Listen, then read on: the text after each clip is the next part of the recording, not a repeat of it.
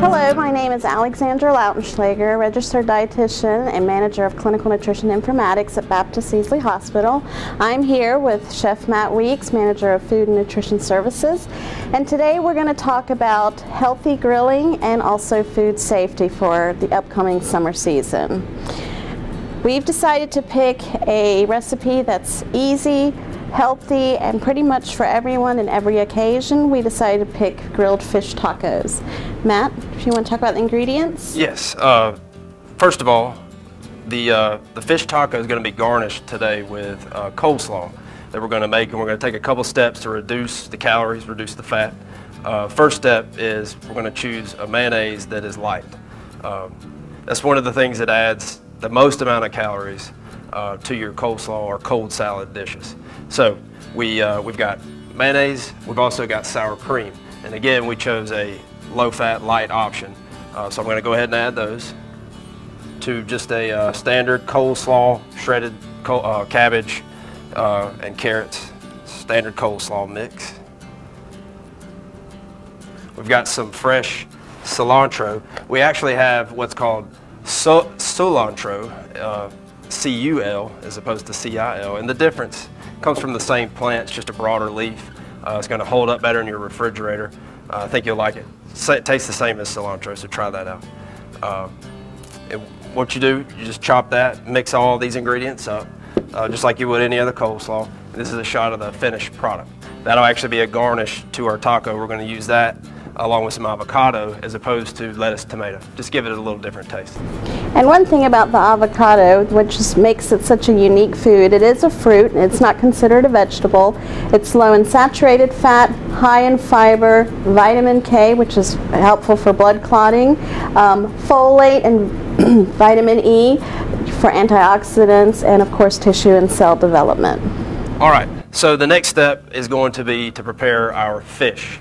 The recipe calls for mahi, which we do have today along with a couple of other types of fish. The type of fish doesn't matter. Pick one that you like. Pick one that lends itself well to grilling. Tilapia, it's good, but it's a little difficult to keep on the grill without tearing it up. Your grouper, tuna, or mahi, a swordfish, works very well just because of the structure. It doesn't flake apart on you as it's on the grill. So we've got a couple of different pieces of fish that we wanted to show you. This is the mahi. This is our grouper. Have a piece of tilapia, probably one of the more popular pieces. And of course a piece of yellowfin tuna. And the recipe will work just the same no matter which piece that you select. The next step will be to add the oil, lemon juice, and the seasoning. The seasoning is a combination of chili powder, chili powder, garlic powder, onion powder, salt, pepper, cumin, and that's your standard taco spice. Before I add that, Alex is going to tell you a little bit more about fish and the benefits of that. Fish, of course, is healthy in that it's also a low fat, but it's also the different types of fat, which is your omega-3 fats.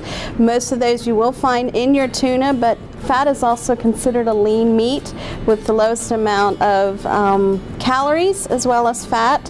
Of course, what else is very important with fish, and anytime you prepare a meal like this, is to separate your vegetables from your raw meats, so there is no cross-contamination. If you use cutting boards, make sure you clean them as you transfer from one food type to the other. Good point, Alex. So what I've done now is added a little bit of oil. We're actually going to do that on both sides, a little bit of oil in the seasoning to the fish. Now just a little bit more about grill safety. We all like to get outdoors this time of year. It's fun, and, have friends over and grill out. And sometimes we forget about a lot of the important safety measures that we need to take. Make sure that you have a fire extinguisher close by. I think that's always important. Make sure that if you are using oil like we are in this recipe, that you don't have an abundance. You shake off the excess so that you don't have flare-ups. Make sure that pilot lights are lit, things like that, before you start grilling, because you could have an accident, and we don't want that. We want to enjoy the summer and not be burned. So the next step will be to take this over to the grill. So we're going to do that now. All right, so we're going to add the fish to the grill at this point. You want to make sure that you're not any hotter than a medium. I think the thing that people do too often is they try to grill fish at too hot a temperature, causes it to really fall apart on you. You want a manageable temperature, and we only want to flip this one time. So we're going to add the fish.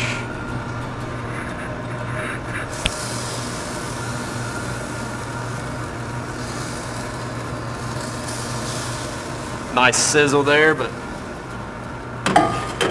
notice we didn't have any flare-ups or anything like that, and that lets me know that the heat is just right.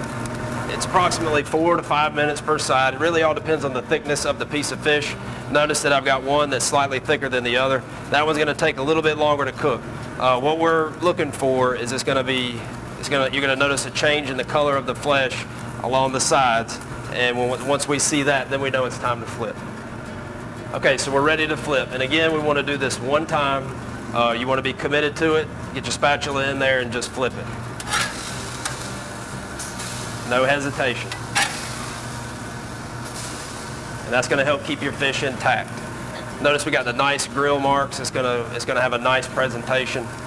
If you leave it alone, it will look a lot better than if you keep poking at it and turning it. The more you turn it, the more it is going to fall apart. So what you want to do is make sure that when you're testing the temperature of the fish or any meat, that you check it at the thickest part of the fillet or the cut. So we're going to go in. You don't want to stick it all the way through, just to the very center. And again, we want to reach 145 degrees. And we are there. So at this point, we're going to plate them up. And we'll be ready to assemble tacos. All right, so we're back in from the grill, and it's time to assemble our fish taco. Got the cooked piece of fish, and I'm going to start chopping it up.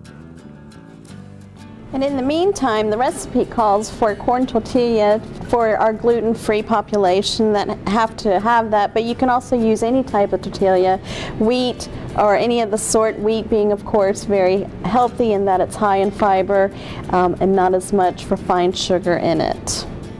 If you notice the texture of the mahi that we grilled, it's nice and firm, and that's what you want with any type of fish that you're grilling. It lends itself well for this application. A less firm fish would just be in pieces at this point. So we're going to take the tortilla and make sure we load it up with fish right down the center. And after we do that, we're going to add our garnishes, which in this case is the coleslaw. And it's important to remember as you do this, and if you're out on a picnic assembling these types of foods, not to let them sit out for more than 2 hours, because bacteria grows at a temperature between 40 and 140 degrees Fahrenheit. Picnics are a great time, you're out with your family, but it's important to remember to pack up those foods after 2 hours. Absolutely, and make sure that prior to assembling the tacos, keep that coleslaw in a cooler if you can. That's going to help you regulate that temperature even more. We want to stay safe. All right, the last ingredient is a couple of pieces of avocado slice, or a couple of slices of avocado. And that's already starting to look very good. Roll this thing up.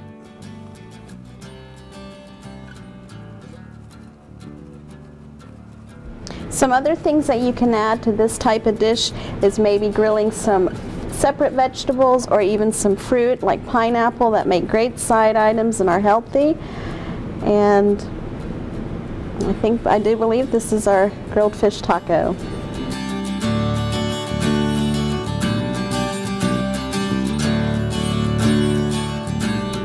To get the nutritional information and the recipe, please visit our website, caringisourcalling.com.